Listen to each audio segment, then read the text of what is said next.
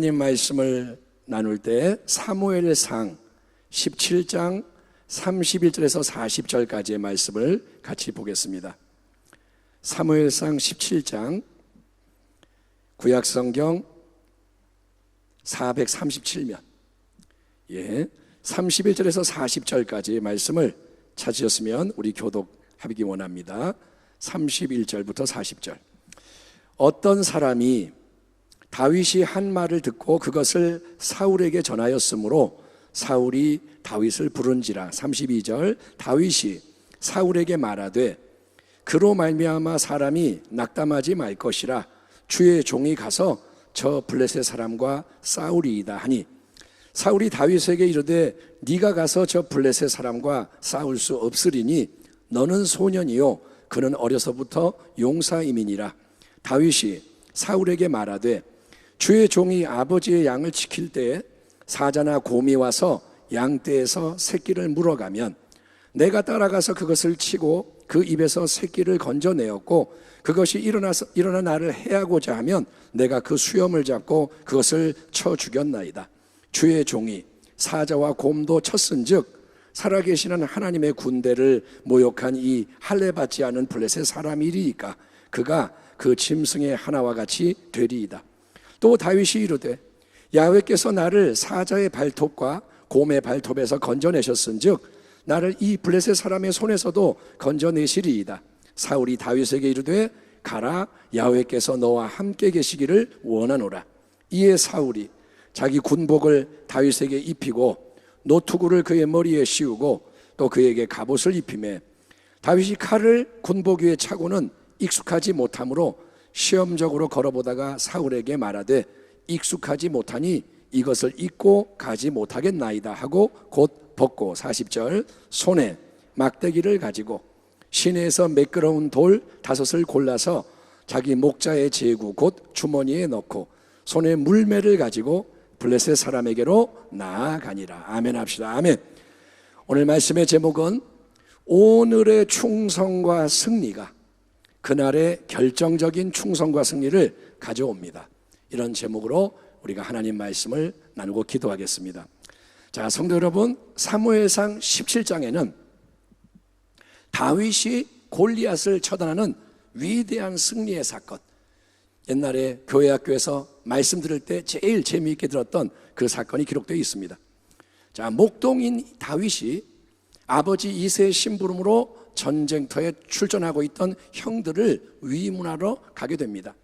그런데 바로 그때에 다윗이 도착했을 때 40일 동안이나 조석으로 아침 저녁으로 등장해서 이스라엘 군대와 그들의 하나님을 모독하며 1대1 결투를 요구해온 블레셋 진영의 골리앗 장군이 또 다시 나타나서 공개적으로 시비를 걸어오는데 이거를 본 다윗이 나서게 되는 거예요. 그런 다윗을 향해서 맏형 엘리압이 분노하며 무섭게 질타를 합니다. 28절. 큰 형 엘리압이 다윗이 사람들에게 하는 말을 들은지라 그가 다윗에게 노를 바라여 이르되 네가 어찌하여 이리로 내려왔느냐? 들에 있는 양들을 누구에게 맡겼느냐? 나는 네 교만과 네 마음의 완악함을 아노니 네가 전쟁을 구경하러 왔도다. 여러분, 이렇게까지 첫째 형 엘리압이 다윗에게 화를 내며 악담을 하는 이유는 이게 뭘까요? 어쩌면 엘리압은 평소에도 막둥이 다윗을 이런 식으로 대했을 수 있고 특별히 사무엘 선지자가 위에 형들 다 제쳐놓고 막둥이 다윗에게 기름을 부어줬기 때문에 다윗을 시기해서 더 그럴 수도 있겠죠. 아무튼 우리가 다윗처럼 하나님의 일에 헌신하고자 할 때 가장 가까운 가족으로부터 내 위에 세워진 권위자로부터 선한 격려가 아니라 방해와 공격도 올 수 있다. 이 사실이 여기서 우리가 배워야 할 진리입니다. 우리가 하나님 일을 할 때 다 잘한다, 응원한다 그러지 않는다는 거예요. 방해가 가장 가까운 데서 올 수 있습니다. 맏형 엘리압이 무섭게 화를 내고 막내 다윗을 조롱하고 매도합니다. 이 나쁜 놈아, 넌 교만한 놈, 여기 왜 구경 왔냐? 양들은 어디다 뒀냐? 양이나 쳐라. 그런데 다윗은 그 모든 것에 전혀 아랑곳하지 않고 마음에 상처받지 않고 주눅들지 않고 다윗은 왜 그럽니까? 그러더니 주변 사람들과 대화를 계속 이어가는 거예요. 여러분이 이러한 용감한 자 되기를 축원합니다. 말 한마디에 상처받고 표정 하나에 두려워하고 이러지 말라는 거예요. 다윗 됐어요. 그러고 계속 하나님의 일을 하는 거예요. 그랬더니 다윗이 한 말이 누군가에 의해서 여러분 사울왕의 귀도 들어가게 됩니다. 이에 왕은 다윗을 자기에게로 데려오게 합니다. 아마도 사울왕은 우리 진영에도 어디선가 용사가 하나 나타났나 보다. 용사가 등장했구나. 그동안 블레셋의 거인 장군 골리앗이 매일 우리를 비웃고 조롱해도 감히 맞서겠다고 용기 내는 자가 없었는데 누굴까? 그렇게 용감하게 골리앗과 한판 붙겠다는 사람이 누구지? 상당한 기대를 품고 다윗을 불러오게 했을 거예요. 누구야 그렇게 용감한 사람이? 그러나 막상 자기 앞에 나타난 다윗을 봤을 때 사울왕의 기대는 더 큰 실망으로 바뀌었을 거고, 이에 그가 직접 다윗을 타이르고 만류하는 거예요. 네가 골리앗하고 싸우겠다고 한 그 사람이냐? 아이고 얘야, 장난하냐? 아서라, 너는 아무 경험이 없는 소년이고 저 골리앗은 어려서부터 용사였던 인간 살상병기야. 최고의 용사야. 네가 골리앗에게 맞서 싸웠다는 거는 야, 내가 들어본 농담 중에 세상에서 제일 웃긴 농담이다. 그리고 사울왕이 야단을 치지는 않고 만류하는 거예요. 근데 바로 그때 다윗은 이와 같은 고백으로 사울왕을 놀라게 만듭니다. 34절이야. 다윗이 사울에게 말하되 주의 종이 아버지의 양을 지킬 때에 사자나 곰이 와서 양떼에서 새끼를 물어가면 내가 따라가서 그것을 치고 그 입에서 새끼를 건져내었고, 그것이 일어나 나를 해하고자 하면 내가 그 수염을 잡고 그것을 쳐 죽였나이다. 주의 종이 사자와 곰도 쳤은즉 살아계시는 하나님의 군대를 모욕한 이 할례 받지 않은 블레셋 사람이 이리이까 그가 그 짐승의 하나와 같이 되리이다. 또 다윗이 이르되 야훼께서 나를 사자의 발톱과 곰의 발톱에서 건져내셨은즉 나를 이 블레셋 사람의 손에서도 건져내시리이다. 사울이 다윗에게 이르되 가라, 야훼께서 함께 계시기를 원하노라. 아멘. 아멘. 크게 합시다. 아멘. 이세 8번째 아들, 집안의 막둥이 다윗은 목동으로서의 삶에 익숙한 소년입니다. 여러분, 목동의 삶은 어떤 삶이냐? 그 삶은 아무도 함께하지 않는 외로운 삶인 거예요. 목동의 삶은 외로운 삶. 사무엘 선지자가 이새의 온 가족, 모든 형들까지 다 만나고 있었을 때 다윗은 혼자 들에서 아버지 양떼를 돌보고 있었고, 사무엘이 다윗을 데리고 오라고 하기 전까지는 아무도 다윗에게 신경을 쓰지 않을 정도로 다윗은 무사람 관심 밖에 있던 애송이 꼬마 목동입니다. 그런 소년 다윗이 아버지의 양떼를 혼자 치고 있는 중에 이따금 사자나 곰 같은 맹수가 나타나서 갑자기 새끼를 물어가면, 여러분, 그러면 그거는 누구도 어떻게 할 수 있는 일이 아니지 않습니까? 내가 목동인데 사자가 와서 양을 하나 물어가요. 곰이 와서 하나 잡아가요. 그러면 어쩔 수가 없잖아요. 아니, 사자가 공격을 하는데, 곰이 공격하는데 많은 사람이 함께 있다면 힘을 좀 모아서 대처해 볼 수 있겠지만 나 혼자, 그것도 소년인 다윗이 홀로 어떻게 맹수에 맞설 수가 있겠습니까? 그러나 목동 다윗은 여러분, 그런 위기의 때마다 숨거나 도망가는 게 아니라 여러분, 목숨을 걸고 사자와 곰과 용감하게 싸워 승리를 했다는 거예요. 아멘. 다윗이 승리했다 이거예요. 아니, 어떻게 그럴 수가 있을까요? 어떻게? 37절, 다윗이 이르되 야훼께서 나를 사자의 발톱과 곰의 발톱에서 건져내셨은즉. 한번 따라합니다. 야훼께서 건져내셨은즉.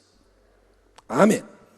이 고백에 의하면 다윗은 여러분 그냥 자기의 인간적인 용기로 그렇게 했던 게 아니라는 거예요. 이 꼬마가 겁이 없어, 그게 아니고 하나님을 의지하는 믿음의 담대함으로 다윗이 맹수와 싸웠고 승리했다는 것입니다. 한 번의 경험은 우연으로 치부될 수 있죠. 우연히 그렇게 됐다. 그러나 하나님을 의지하며 사자와 싸우고 하나님을 신뢰하며 곰과 싸우는 가운데 점점 더 다윗의 마음속에는 깊이 깊이 뿌리내리는 반석 같은 확신이 자리 잡게 되었으니 다윗의 확신이 뭐냐? 그게 바로 임마누엘의 확신인 거예요. 임마누엘, 하나님이 나와 우리와 함께 하신다. 항상 하나님 나와 동행하신다. 그리고 하나님이 함께 하시면, 하나님만 함께 계시면 내게는 부족함이 없고 능치 못함이 없다. 그 어떤 대적도 사자도 곰도 절대로 나를 해할 수 없도록 하나님이 보호하시고 하나님이 승리로 인도하신다. 아멘. 이 확신이 반석같이 뿌리를 내린 거예요. 여러분, 사자와 곰과 싸우게 됩니다. 그러다 보니 다윗은 물맷돌 던지는 게 단순히 장난이나 게임이 아니고 폼으로 하는 게 아니고 이게 생존의 도구임도 깨닫게 되었던 거예요. 물맷돌 잘 던져야 되는구나. 사자가 올 때 싸우려면 필요하구나. 그래서 시간을 내서 열심히 물맷돌 던지기를 훈련하며 달인의 경지에 오르게 되었을 겁니다. 이게 또한 오늘의 자리에서 충성하는 거예요. 다윗은 아무도 없지만 양떼 돌보고 물맷돌 던지고 하나님 찬양하고 그러고 살아가는 거예요. 그렇게 매일의 삶 속에서 홀로 아버지의 양떼를 돌보던 목동 다윗이 어느 날 아버지 심부름으로 전쟁터를 방문해서 블레셋의 장수 골리앗이 이스라엘의 군대와 하나님을 모독하는 만행을 처음 딱 보게 되었을 때 다윗 안에는 여러분 거룩한 분노와 열정이 주체할 수 없이 끓어오르고 터져나오게 되는 거예요. 왜냐? 하나님에 대한 절대 충성과 사랑이 다윗의 마음을 가득 채우고 있었기 때문입니다. 아멘. 사울왕이나 다른 이스라엘 군사들은 하나님 안 믿었나요? 아니죠. 예, 그들도 하나님 믿는 이스라엘의 왕과 백성입니다. 야훼는 한 분이시요 우리의 왕이요 고백하는 자들입니다. 하지만 그들에게는, 다른 사람에게는 하나님에 대해 다윗이 품고 있던 절대적인 충성과 사랑이 없었고 자기의 목숨과 유익이 먼저였다는 거예요. 하나님을 믿지만 내 목숨이 더 중요해. 하나님 믿지만 내 유익이 더 중요해. 다 그렇게 믿는 거예요. 하지만 다윗은 항상 하나님이 먼저요, 하나님이 전부라는 거예요. 나의 힘이 되신 야훼요, 내가 주를 사랑하나이다. 야훼는 나의 반석이시오, 나의 요새시오, 나를 건지시는 이시오, 나의 하나님이시오, 내가 그 안에 피할 바위시오, 나의 방패시오, 나의 구원의 뿌리시오, 나의 산성이시로다. 아멘. 예, 이런 절대 충성, 한번 따라합니다. 절대 충성. 따라합니다. 절대 사랑. 여러분, 절대적인 충성, 절대적인 사랑의 마음을 품은 다윗이었기에 그가 전쟁터에서 여러분 3m 되는 집채만한 거구 골리앗을 봤을 때 다른 모든 사람들은 제발 나만 아니면 돼, 나만 아니면 돼 두려워 벌벌벌벌 떨었던 것과 달리 다윗 안에는 거룩한 분노와 함께 믿음의 논리가 작동을 합니다. 믿음의 논리가 뭐냐? 믿음의 논리는 이겁니다. 하나님은 나를 사자와 곰 같은 맹수의 발톱에서 수차례 보호하셨고 승리하게 하셨다. 하나님이 하셨다.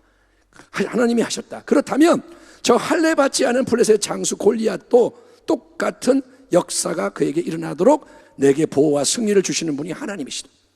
사자와 곰에게 역사하신 하나님, 골리앗에게도 역사하실 것이다.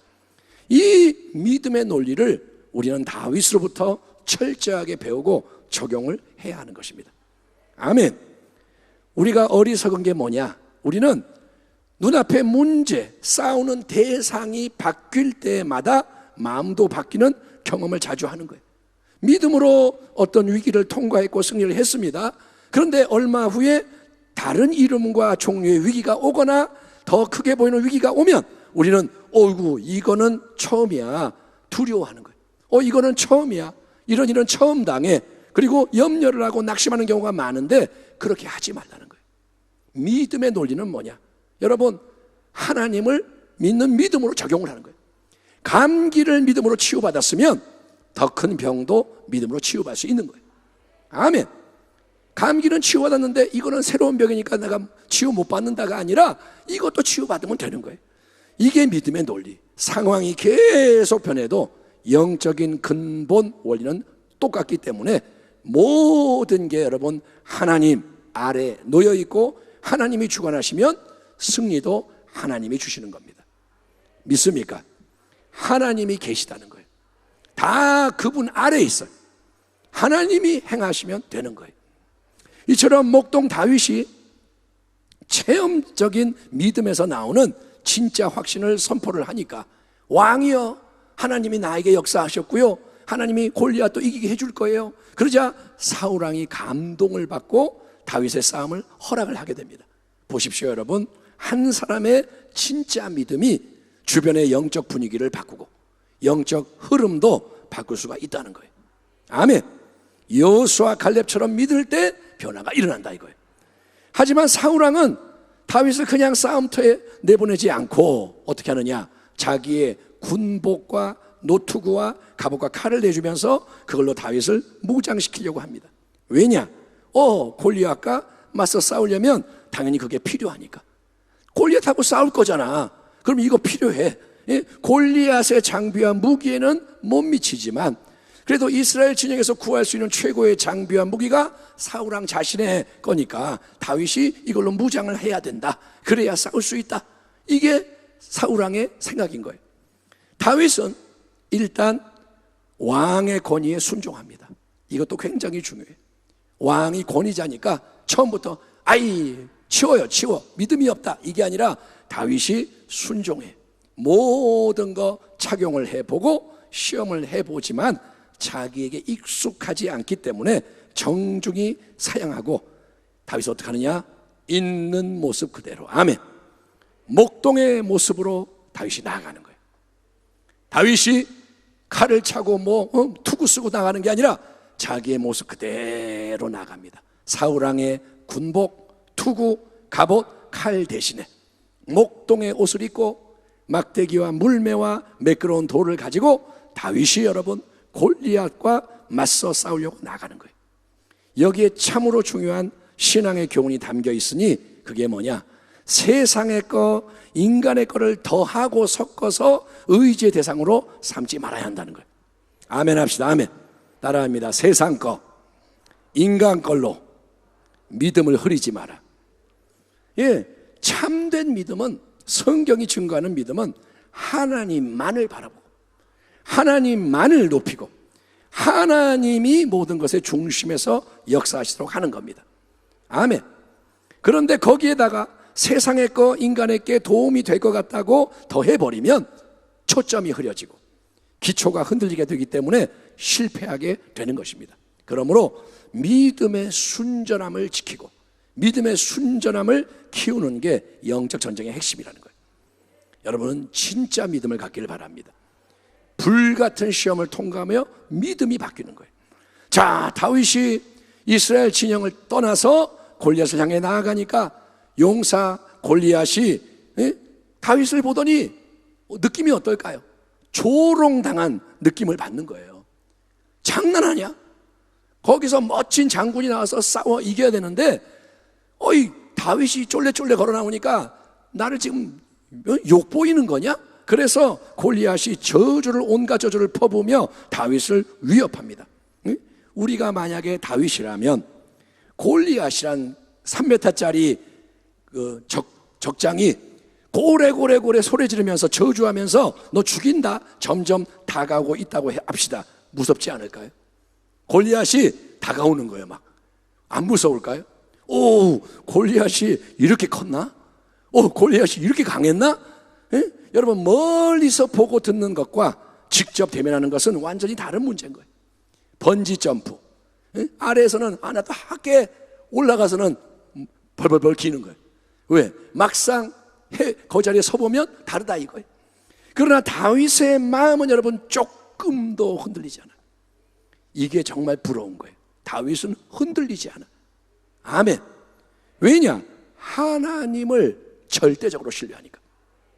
하나님을 절대적으로 신뢰하는 거예요. 골리앗을 보기 전에 먼저 하나님을 바라보는 거예요. 여러분, 그냥 골리앗만을 보면 당연히 두렵고 무너지게 되죠. 누구라도 골리앗을 그냥 바라보면 다 두려워하는 거예요. 사울왕도 거인이지만 두려워해. 근데 하나님을 먼저 바라보니까 여러분, 하나님 앞에서 골리앗은 뭐냐? 먼지라는 거예요. 하나님을 보고 골리앗을 보니까 에게 이렇게 되는 거예요. 골리앗만을 보면 큰일 났다 이렇게 되는데, 하나님을 보고 골리앗을 보니까 아이고 이건 뭐야 이렇게 되는 거예요. 그래서 다윗이 요동하지 않는 거예요. 골리앗의 협박, 너 죽인다, 너를 그냥 갈갈이 찢어 죽인다, 협박에 대응해서 다윗은 하나님의 이름을 능력의 근원으로 선포합니다. 너는 칼과 창과 단창으로 내게 나오지만 나는 네가 모독하는 이스라엘 군대의 하나님 그분의 이름으로 나아가노라. 그리고 나는 너를 처단할 것이다. 아멘. 너는 오늘 죽었다, 너는 끝장났다. 예? 그 말은 여러분 빈말이 아니었고 그대로 이루어집니다. 아멘. 그대로 이루어집니다. 예, 골리앗은 다윗이 던진 물맷돌 한 방에 어디에 맞느냐? 이마에 딱 맞아요. 비어있던 한 군데 급소에 돌이 박히는 거예요. 그게 하나님의 역사인 거예요. 전신갑주를 입고 뭐 이길 수가 없는데 비어있는 이마 급소에 돌이 박혀버려요. 그리고 쓰러지고, 다윗은 칼이 없었습니다. 달려가서 골리앗의 칼을 빼서 그의 목을 베어 처단해 버렸고, 이 다윗의 승리는 온 이스라엘 군대의 승리로 확장이 되는 거예요. 다윗이 이기니까 이스라엘 백성들이 불같이 일어나서 블레셋을 물리치게 됩니다. 오늘 말씀의 결론은 이겁니다.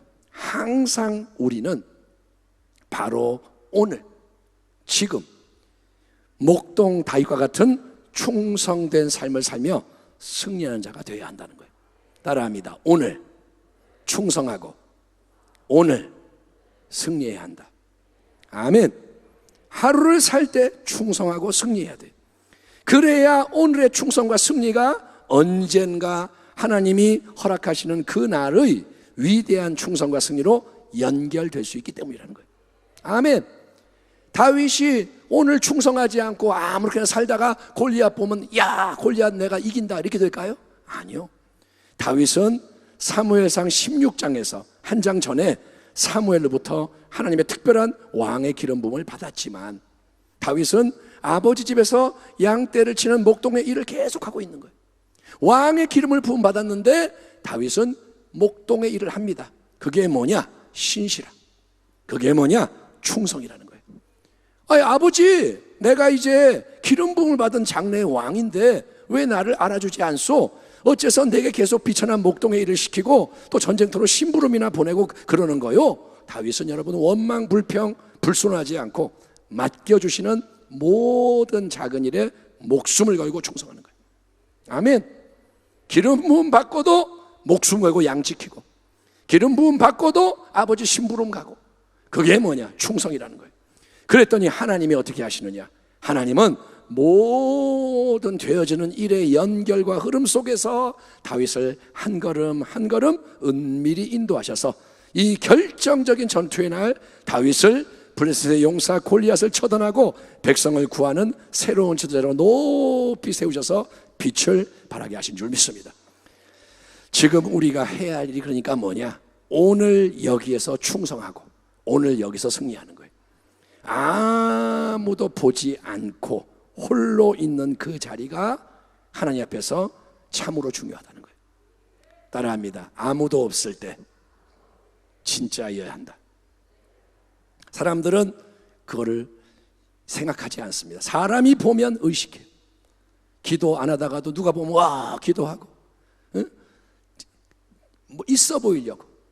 근데 제일 중요한 거는 아무도 보지 않을 때, 그때 내가 진짜입니다. 아멘. 예, 우리에게 허락된 모든 예배 자리, 이렇게 금요철야만이 아니라 새벽이든 저녁이든 예배를 허락하시는 모든 자리, 또 일상의 현장, 학생이 공부를 하고, 예, 여러분이 직장에 나가고 뭔 일을 하든 생명을 걸고 다윗처럼 충성하는 지혜자가 되기를 축원합니다. 하찮게 여기지 말라는 거예요. 예, 가정주부가 아이들 돌보는 것도 충성해야 되는 거고, 예, 누가 알아주든 몰라주든 충성해요. 작은 일에 충성하면 하나님은 더 큰 일을 맡기시고, 작은 일에 승리하면 하나님은 예비해 놓으신 더 큰 승리의 문을 열어주시는 줄 믿습니다. 이게 성경이 증언하는 다윗의 길이요, 이게 예수님의 길입니다.